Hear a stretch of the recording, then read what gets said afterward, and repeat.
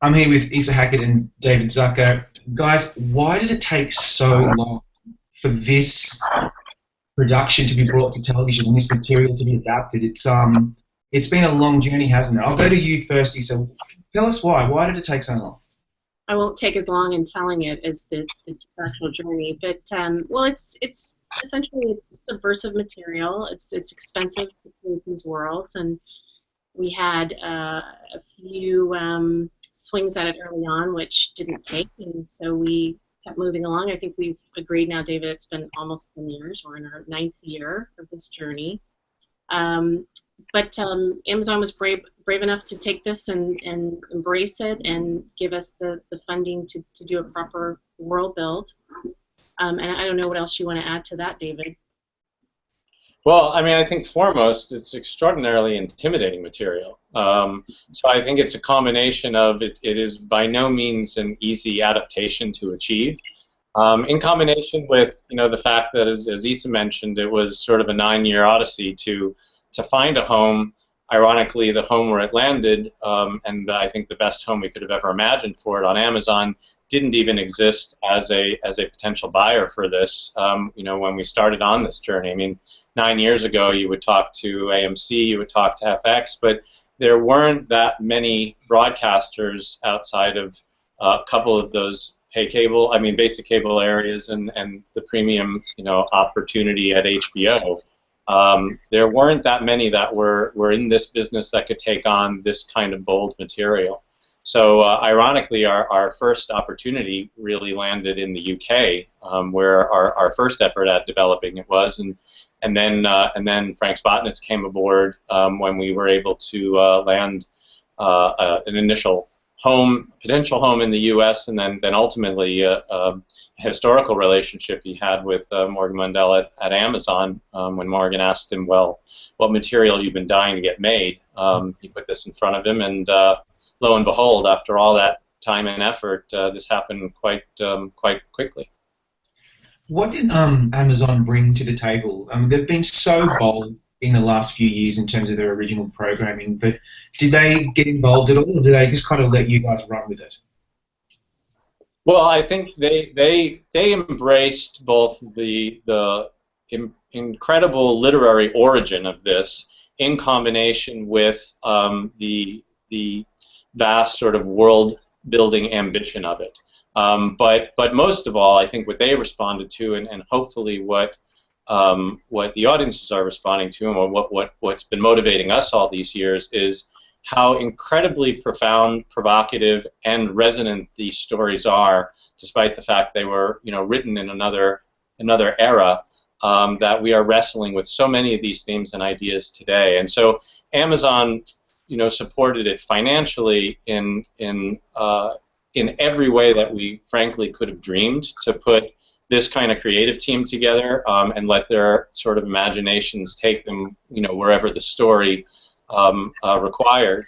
But they also, obviously, because it's a premium space and it is not a commercial space, we did not run into sort of the traditional restrictions that one typically encounters in broadcast. So we really had freedom in every which way, which is an ironic thing to say given the totalitarian world that we're dramatizing. I would add they're very filmmaker friendly. They're very, very supportive, and I would say the notes generally that we get are very smart notes. And so the fact that that they embrace what this is that we're doing and the subversive nature of it is quite special. I can't say enough, and it's not an obligatory comment. It really is true. Yeah, I would have imagined you would have said something to that effect, because what we end up seeing on the screen just doesn't look compromised at all. You've taken a lot of really huge risks and gambles bringing this stuff to the screen, and let's talk about that, because it's mind-boggling. The world building that you had to do to make us believe that we were in this alternate reality was pretty something special. I'll go to you first, Isa. Explain to me what you think the biggest challenges were in building this world. Oh gosh, well, you're creating essentially three distinct worlds, and periods that never existed. So there was, and David can speak more to those initial conversations, but there were, vast numbers of decisions that had to be made early on about establishing, and again, conceiving of how things might have moved forward, based on, a past that never occurred, and so I can't say enough about, Drew and Audrey, our, art director and our costume designer, and the vast numbers of people that are participating in this, because really the world, I think, is incredibly special. And I hear that again and again, the fact that we were able to accomplish this really, I think, is unique, I would say, and I'm very proud of it. And I don't know, David, if you want to speak to any of the specifics about what we did in either or any of the particular unique spaces. Maybe.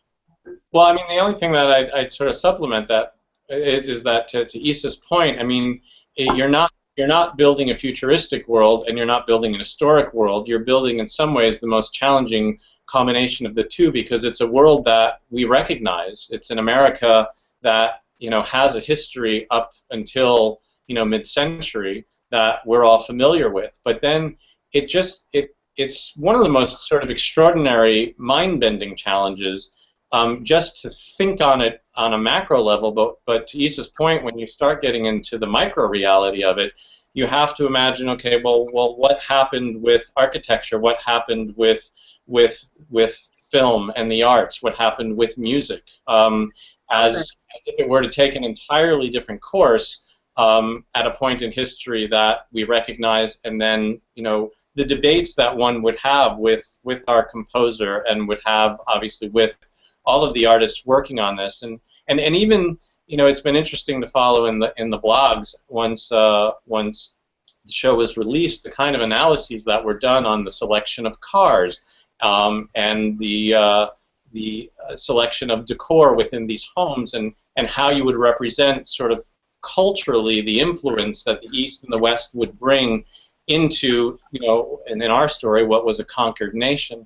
So much of that is obviously referenced powerfully in the book, but I think to the point of your question, it requires such a deep dive, such a deep analytical dive, and such a thoughtful one, to consider, well, if this path had been the one the country might have taken, what would have resulted, and obviously we're putting our best thought of what that version might be.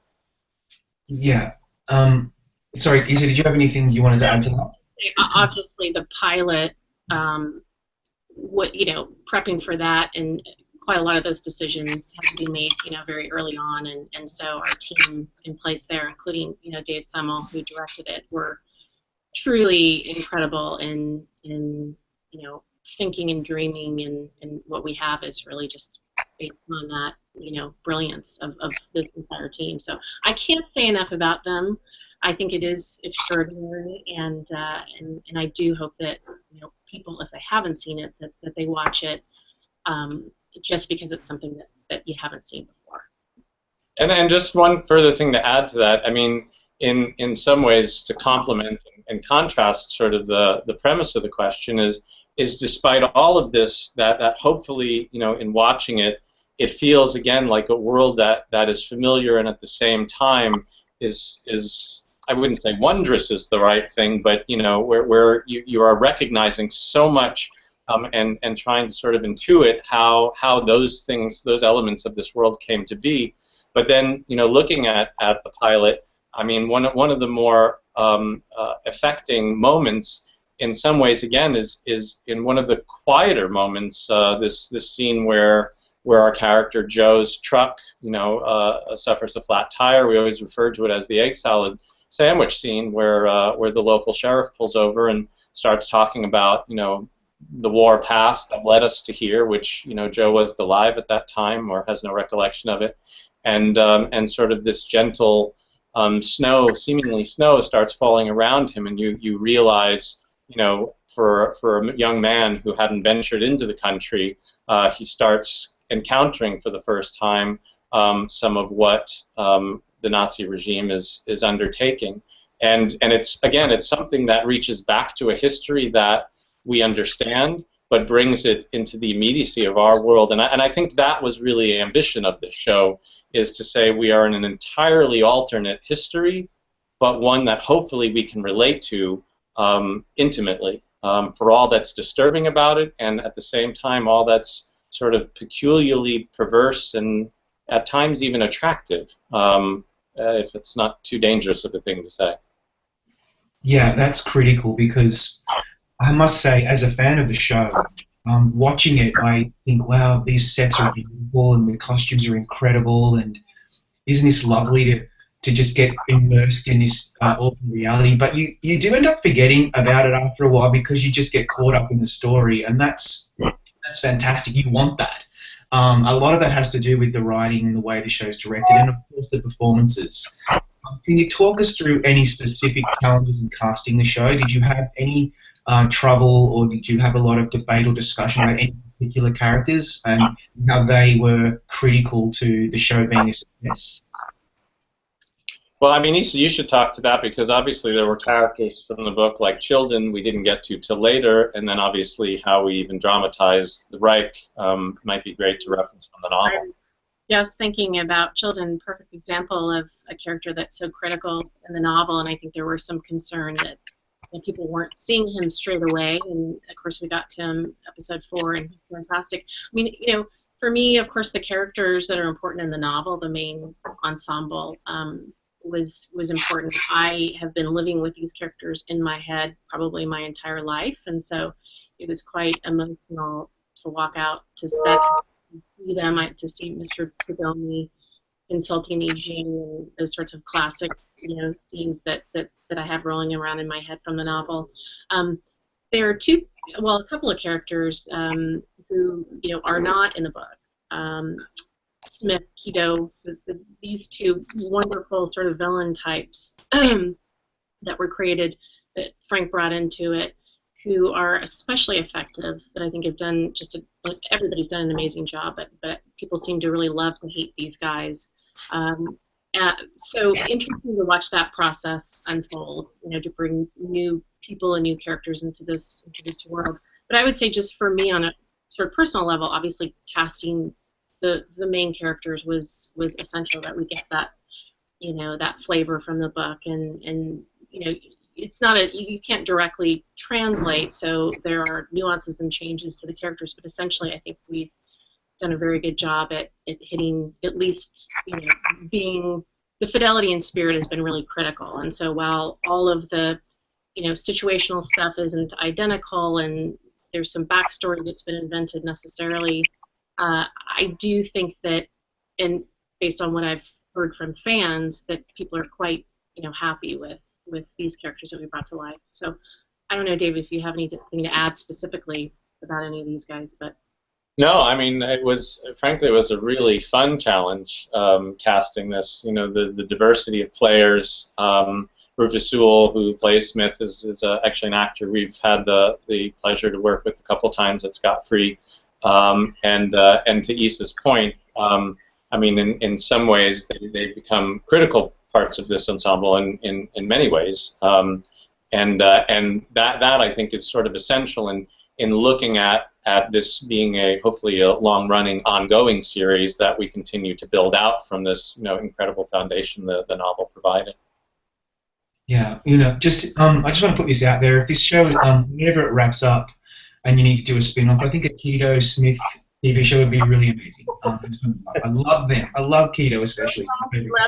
Yeah, wonderful. I just anecdotally have to tell you, when we had the table read, because of circumstance, you know, where producers were all in different places than when actors were reading and such, and some of us, though we were casting through LA and through New York and different locations, only got to meet some of these actors the first time at the table read for the first episode in Seattle, and both Carrie, who plays Tagomi, and Joel, who plays Keto, I had not met in person, and I don't know if you had before, Issa. I think we cast them both off of tape. I had not, and Joel was in a movie, a Phil K. Dick movie, but no, I had actually not met him. Wow. So we literally did not meet them till that table read. They were immediately in character, and I have to tell you, in all honesty, I have never been so intimidated introducing myself to an actor before, because if you meet Joel and Carrie in person, their personas could not be more. I mean, obviously they're not evil individuals, but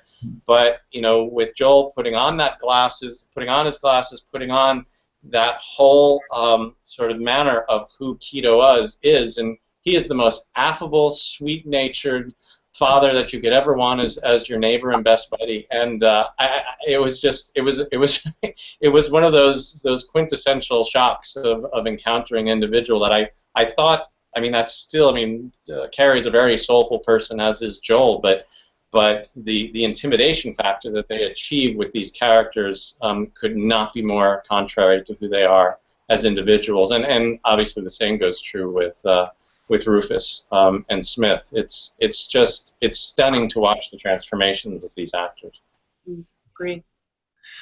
Issa, you touched on this earlier, but I want to talk about what this means for you personally. When this show eventually premiered on Amazon, it premiered a while before the actual series started because of the way that Amazon does their pilots. But when you saw it and it was done and you started receiving feedback, what did it mean to you personally?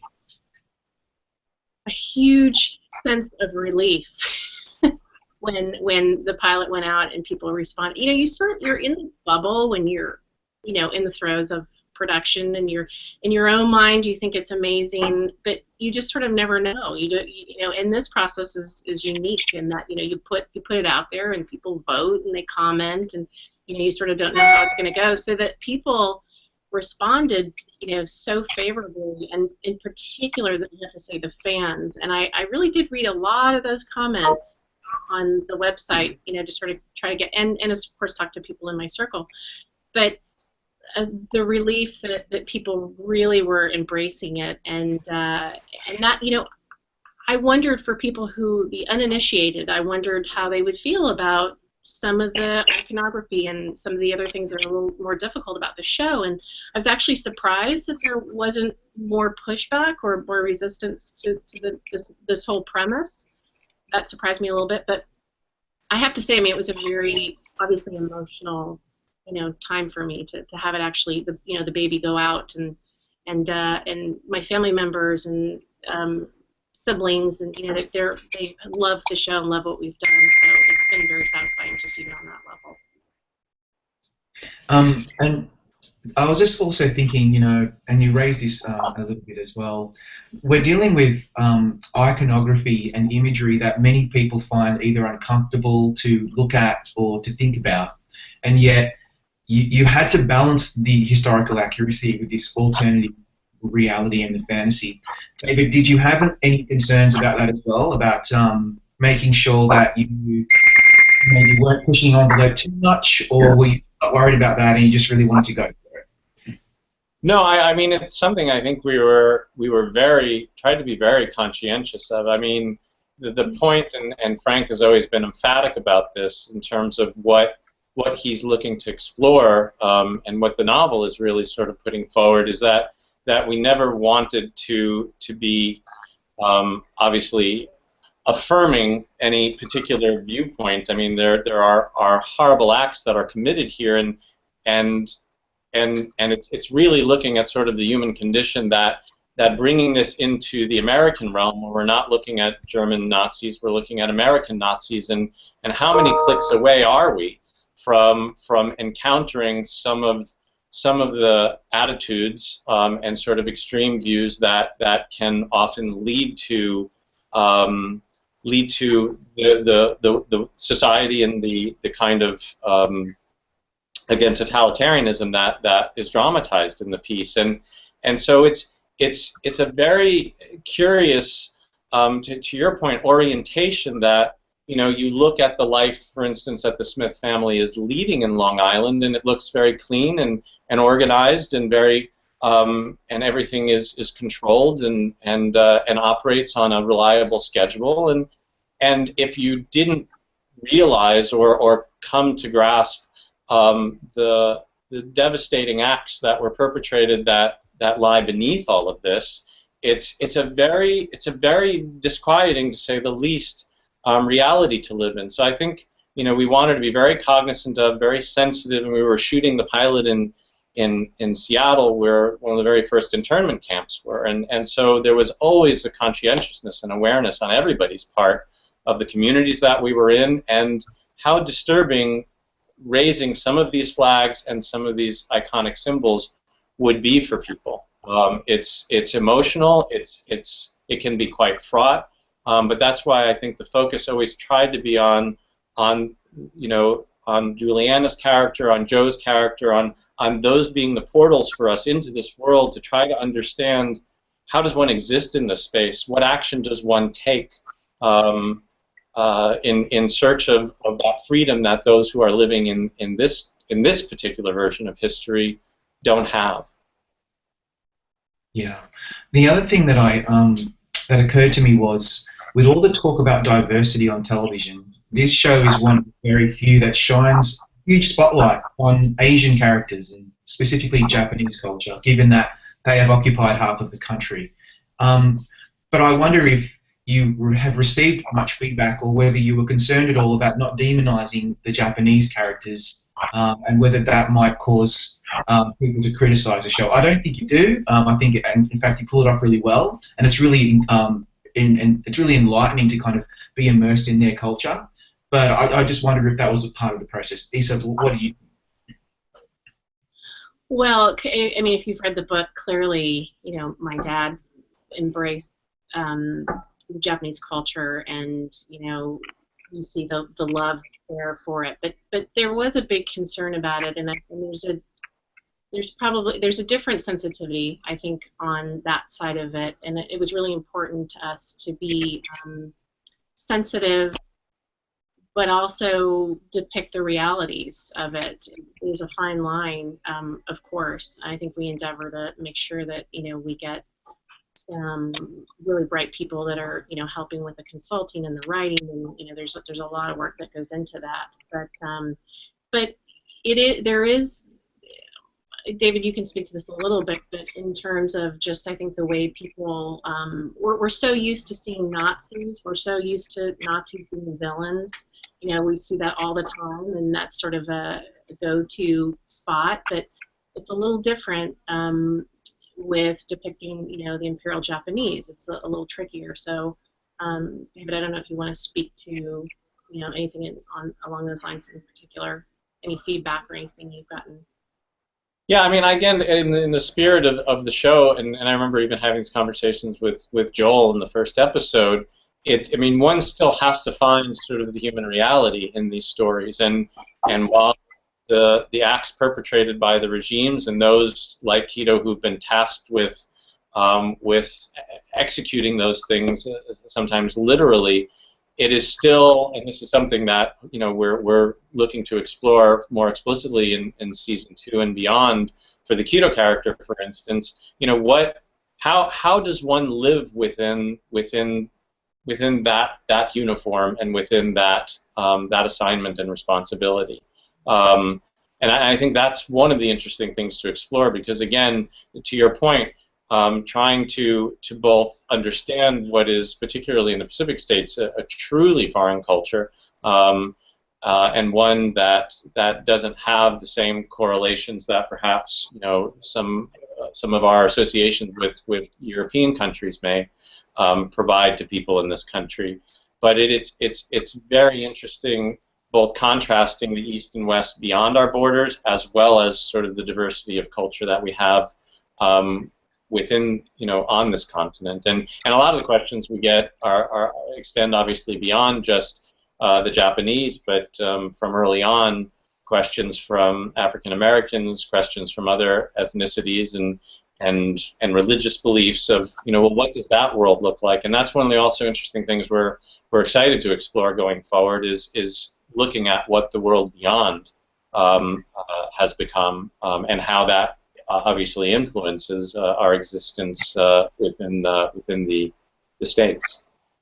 Yeah, that was actually going to be one of my next questions, because after the finale and we get to go to Europe and we, for obvious reasons, we get to see a bit more of what's happening in the world, I started thinking, and also we were hearing about what was happening in Africa and so forth. I started thinking, wow, I really, really want to see more. I want to see more about what's happening in the world, and I'm wondering whether season 2 will portray stuff that's happening outside the US.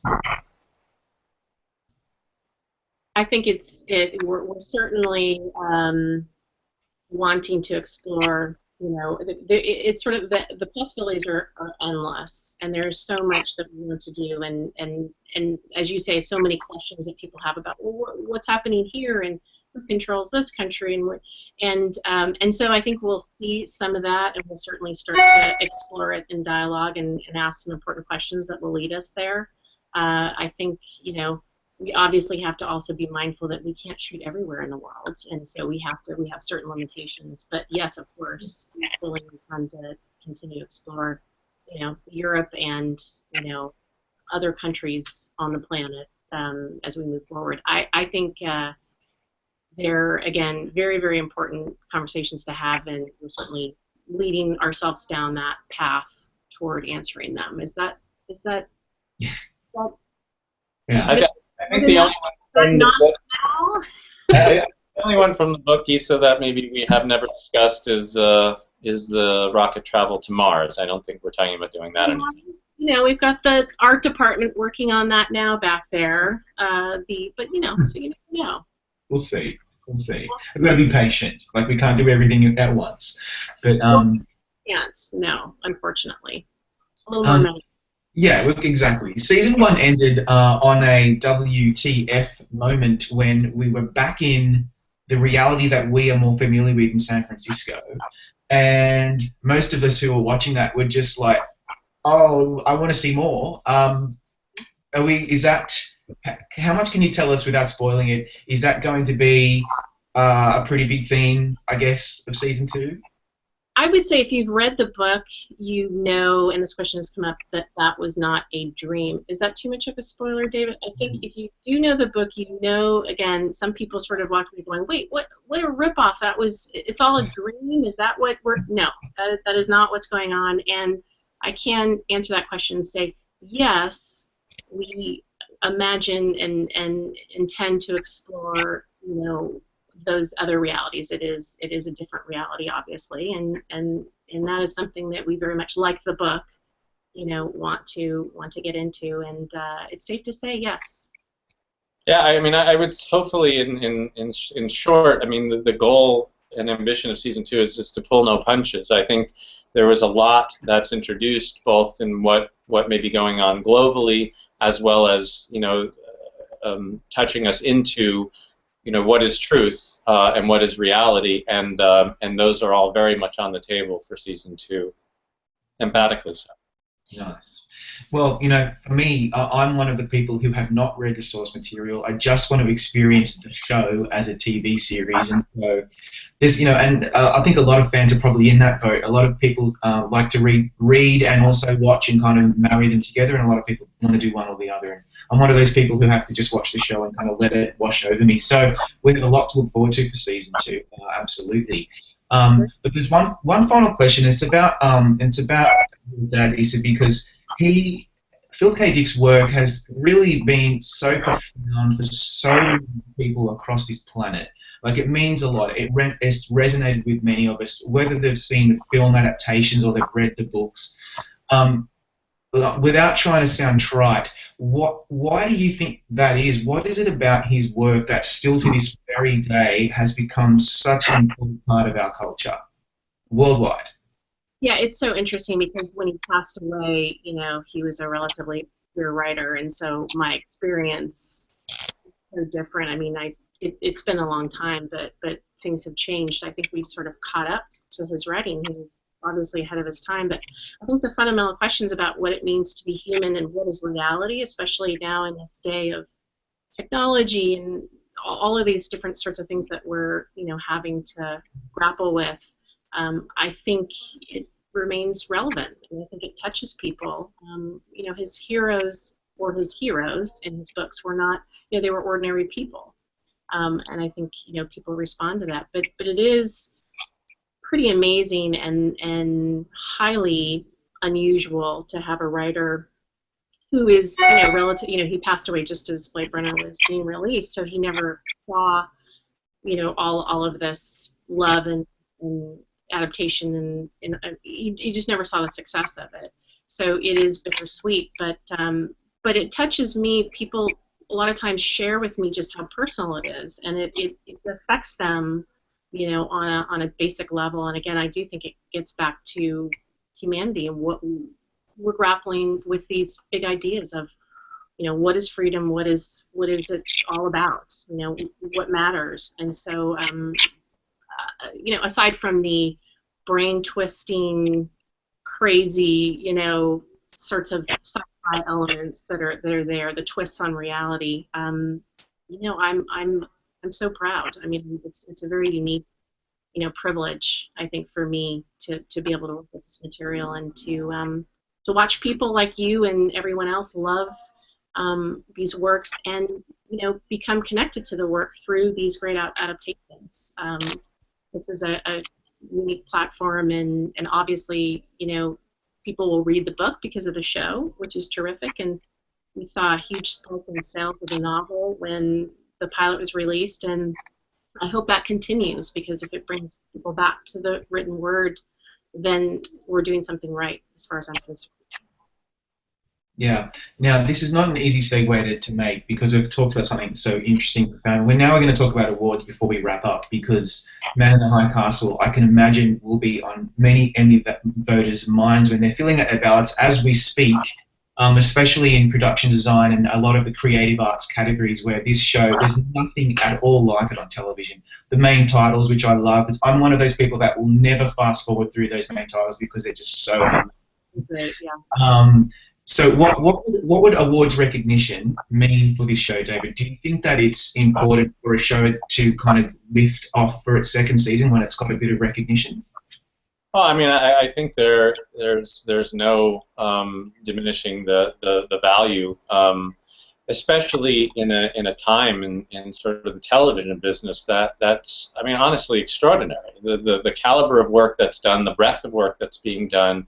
I think the Oscars expanded to 10 Best Picture nominations years ago, and I kind of wish and hope that that may happen within the Emmy world, though at the same time there are far too many awards seemingly given out at the Emmys every year. But I mean, but that said, I think it's meaningful on two levels. One is, I think, to Issa's point, it's something that allows a show promotionally to give itself a boast that hopefully will give it some further attention, so people will check it out. That I think is something you hope for most of all. And then secondarily, but not insignificantly, I mean, as you mentioned, the artists on the show, Jim Hawkinson, who shot our pilot, and the artists, our composer Dominic Lewis and Henry, have all made such incredible contributions, and there's nothing more satisfying and sort of enthralling, frankly, to see the talent acknowledged in that way. And you want it for everybody you work with, but this is truly a special project in so many respects, and the commitments that people are making are so deep.